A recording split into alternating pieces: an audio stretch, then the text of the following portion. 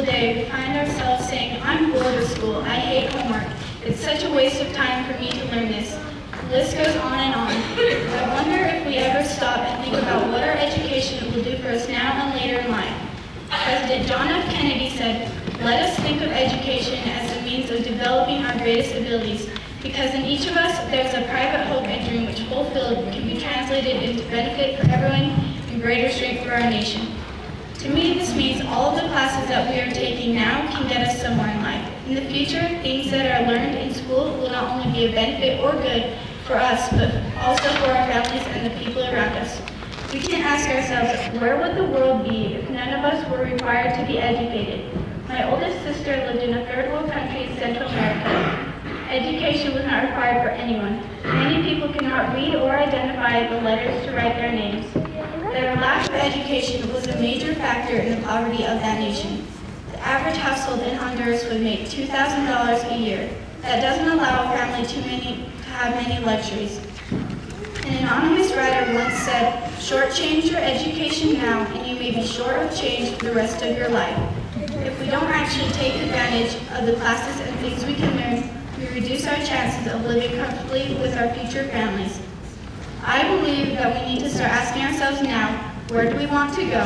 Who do we want to be? If the answer is hiding in our parents' basement, playing video games, and not achieving anything for the rest of our lives, then we know how to get there. If the answer is being teachers, FBI profilers, journalists, engineers, or graphic designers, or whatever we want to be, then we know how to get there. The difference between the two is in our education.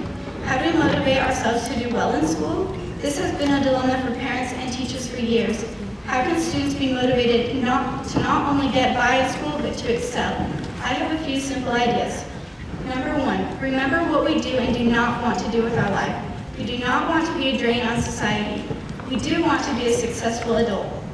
Number two, think about what will get us there. A's and B's will earn college scholarships, D's and F's will earn a minimum wage job. Number three, remember that our teachers and parents have not formed a secret union or signed any contracts stating that they are trying to ruin our lives.